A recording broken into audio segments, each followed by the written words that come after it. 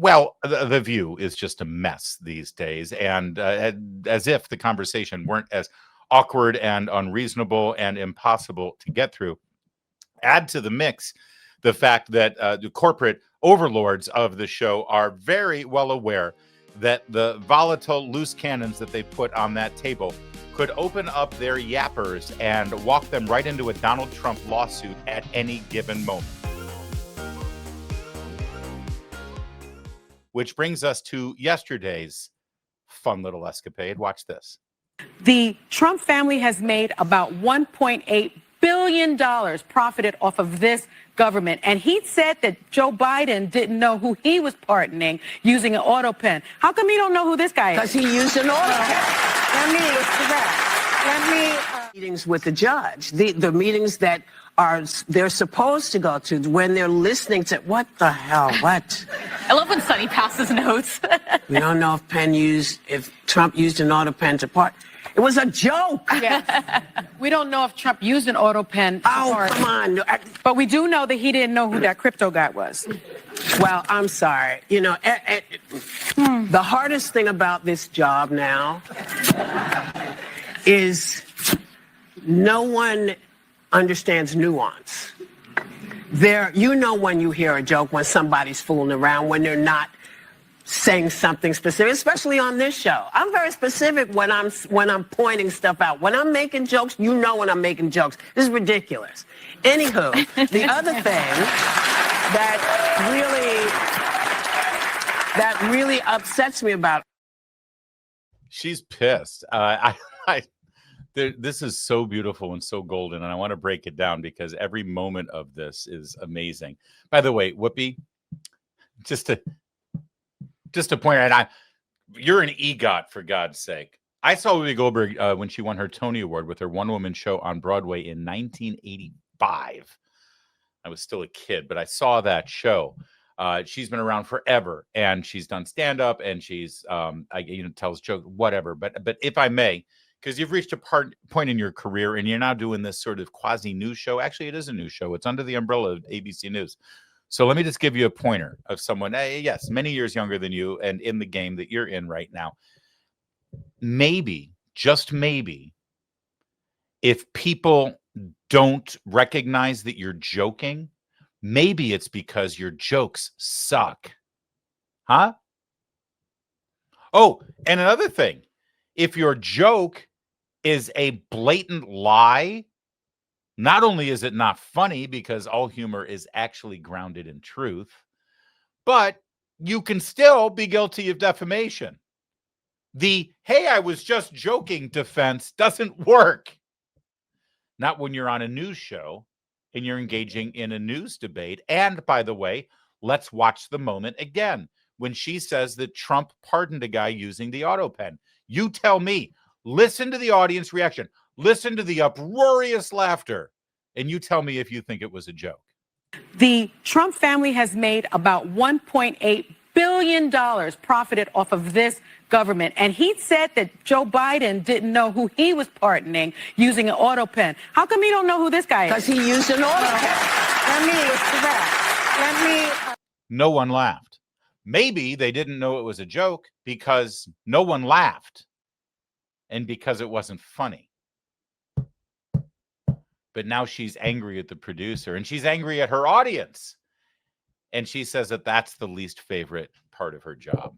I would think that the least favorite part of the job is that you're always having to sit next to either Joy Behar or Anna Navarro. That would do it for me. But pick your poison, I suppose. Also, by the way, while we're talking about correcting people on the record, how did this one slip by? Family has made about $1.8 billion profited off of this government. Really? The Trump family has profited $1.8 billion off of the United States government? I'd love to see some backup of that one, too. And where was their righteous indignation over the Biden family riches off of the U.S. government? I don't think we'll ever see that. That said, the auto pen controversy over pardons, and this all stems from Trump's 60 Minutes interview where Norah O'Donnell said, who is this person, some person whose name was relatively unpronounceable, I think it was a Chinese name, And Trump up immediately said, well, I don't know. And Loredana said, really? Because you pardoned him? Please. And that's the controversy, right? So then they carried the conversation over to CNN. And yes, the question of Joe Biden's auto pen use for pardons, which I would think would be a bigger problem, came up in the conversation. And watch how Abby Phillips handled this. President Trump knew that he pardoned someone. I'm sure at the time he knew what it was, but I'm sure at the time that he did. Our question is, did Joe Biden even know he was pardoning anyone?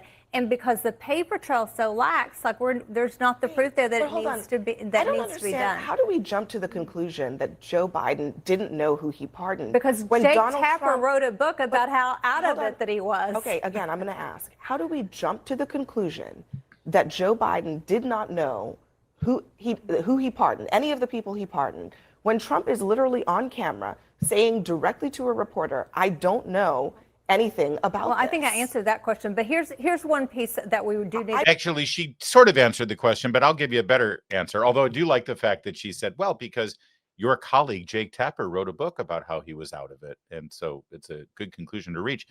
But I've got a better follow-up question for Abby Phillips, who's saying, well, how did we reach that conclusion when here's Trump admitting on camera that he doesn't know who he's pardoned? Well, it's funny, Abby. It's because you and all of your colleagues here at CNN and your colleagues at ABC and CBS and NBC and MSNBC and at the Washington Post and the New York Times, you never bothered to ask Joe Biden the question. Has anyone asked Joe Biden, hey, do you know who blankety blank name is? And then see what his reaction is? You think he's going to say, oh, yeah, I pardoned him. I pardoned him on the 13th day of November. It was 7:30 in the morning. I remember it well because I had a grapefruit juice that morning, not an orange juice. And I'll give me a break. But Abby Phillips, just to be factual here, we don't know for sure whether Joe Biden knows or doesn't know who he pardoned. Really? To really think about. I don't understand. What evidence process is so lax in these pardons. There's a lot of money, and President Biden's pardoned 4,200 people. And an average president does 300-400 per in his tenure. Who were all these people? This is big business. The dirty secret is pardons are big business in Washington. Yeah, they absolutely are. I actually agree with you. And we need to do a better job of knowing. But let's not forget that. Okay. By the way, one other thing here quickly, because we've got a little bit more from this episode of the Abby Phillips show. But did you notice what happened to their table? Is this how it's going to be all the time now? They got the little Spaceship Enterprise shuttle bridge there. Instead of, they used to have a little table, remember? And they were all sitting across from each other. And that's actually a way to engage in a back and forth conversation. And now everybody's sitting on this little sort of quasi horseshoe. Is that what we're going to do now for this show? When did they change it? Or is this their set in New York? I thought the old set was in New York, or was that? I'm not sure. I'm truly asking. But if this is, I liked it better at the table. I think it was better. But, it's a pretty low rated show. So maybe this keeps Scott Jennings from being in the shot as much as he was, and that's going to help Abby Phillips' ego. I'm not sure. But speaking of Scott Jennings, the conversation then turned to SNAP benefits on the show, and Congresswoman Moskowitz was there and lied, and Scott Jennings was there to fact check. And look, I voted against the CR because the CR wasn't going to take care of people's health insurance. Health care was going to go up. I didn't vote for that CR. Scott might remember Republicans didn't vote for the CR previously, the same CR in different years. In fact, Republicans removed a Speaker of the House. We forget about that because he put a CR on the floor. So, but you did vote against the SNAP benefits, then you admitted. I did not vote against the SNAP. If you had voted for the CR, would we have SNAP right now? Scott, would.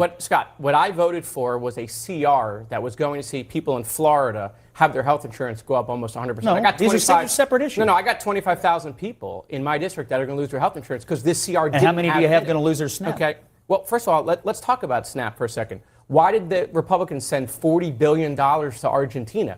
Where is that money, Scott? Why didn't that go to Americans? Why? That's America first. It's a credit swap. We're going to turn a profit on That's America first. We're sending money to Argentina rather than taking care of people's SNAP business. I would have loved to have been at Mar-a-Lago while the girls were in the martini glasses when they were trying to figure out what to do with the judge's order. Half the room was probably like, should we pay it? Should we not pay it? And then someone was like, oh, I have a great idea. Let let the subjects only get half their rations. I mean, they're only going to give half the SNAP benefits to these people. How many have the Democrats voted to give? Scott, look at the polling. Democrats have repeatedly voted to give 0 of SNAP benefits. I'm sorry, this is not.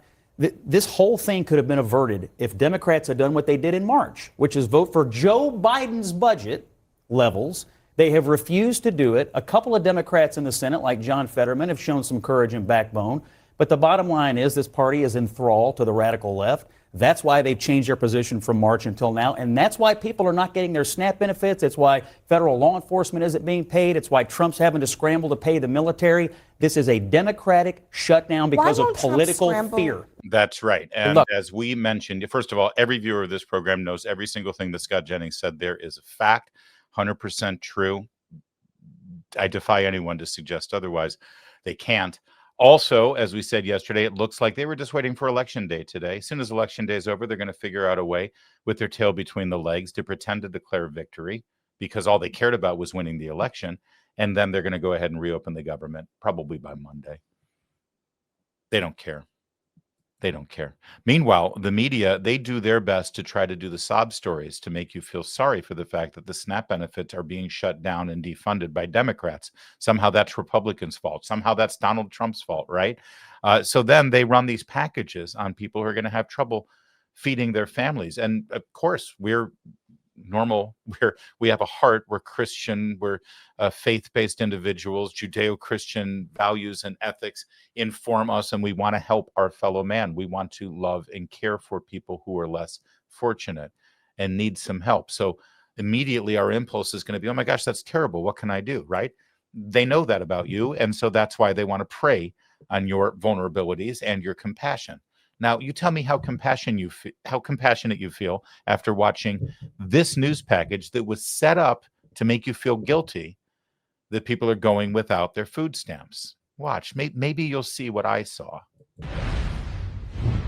The first thing I did was grab my phone and call, and when I heard $0, my chest went into my throat. Maggie Aragon has been a SNAP recipient for more than 3 decades. Even with these benefits, she says she also relies on food banks to get enough food. I have depended on those benefits since the 1990s, and it's detrimental to my life if I don't get them. Yeah, I'm pretty sure you caught it. Since the 90s. 3 decades. She's been dependent on federal aid for the basic food necessities. And I'd love to know, how many kids do you have? Who has a job? Are you married? Is there a man in the house? What have you done to try to get your life back in place so that you can afford your own food, so your neighbors don't have to pay for the food on your table? And by the way, you're in New Mexico. What party has dominated New Mexico politics for all of those decades? You know the answers to all of those questions, don't you? The more they shine a light on SNAP benefits and food stamps and this entire apparatus, the more you recognize that the programs that were first introduced to you to be a supplemental program to help people who are down on their luck so they don't starve has become a budget line item that they count on, rely on, and yes, exploit. Because if they're never going to take it away from you, then you're always going to keep getting it. And then Will Cain picked up one other part of the SNAP story that I'm glad we're starting to learn about. Democrats are going to regret deciding to hold SNAP hostage and making SNAP the litmus test. We've already told you that there's way too many people on it, 40 million plus. That's not a success. That's a failure of the Democrats who run these programs. And close to 60% of those people are non-citizens. But wait, there's more for you to be pissed off about. Like most government programs, SNAP is susceptible to abuse, and there are several types of abuse that we've become familiar with. One is that a cashier runs a $100 EBT card transaction for food, but gives the customers $50 in cash instead of groceries. Or a recipient sells the balance to another person of their EBT card. You can also falsify your application by claiming fewer household members or less income. You can use fake pay stubs or falsify your address to meet eligibility requirements. And then there's the skimmers. Skimmers are placed on grocery checkout terminals, and it copies EBT data to be later used in making duplicate cards. So with that in mind, it's fair to ask, is SNAP serving its purpose? Are we doing enough to protect the program for the Americans who truly need it? There's an interesting trend on social media right now. It's a trend where black men are suggesting the expiration of SNAP benefits might actually be a blessing in disguise. This program is keeping a lot of people unmarried, uneducated, don't want to, do anything that will hinder their opportunity, their chance to lose their benefits. Only in America do we have people that have $1,200 iPhones checking to see if their SNAP benefits hit. Anyone who's on welfare, not for a disability, but because they can't provide for themselves, should not have the ability to vote in our society. I don't have kids, but there's no way that I have kids and I'm waiting on somebody else to feed them. All very powerful messages, and powerful messages from people who, based on their racial identity and ethnic group, would for decades be taken for granted by the Democrat Party. Oh yeah, they'll vote Democrat, doesn't matter. And now look what's turned, look what's changed. And the more the Democrats continue to prey on your fears and your guilt and your Christian conscience on the SNAP issue, well, the more people they're going to lose, because ultimately we Americans, we loathe the idea of being dependent on anyone, let alone the federal government, for something as basic as food on our table. It's abhorrent to us to do that. And we loathe the people who don't loathe it. And that's a societal change that we might be on the verge of fixing right now, thanks to the Democrats.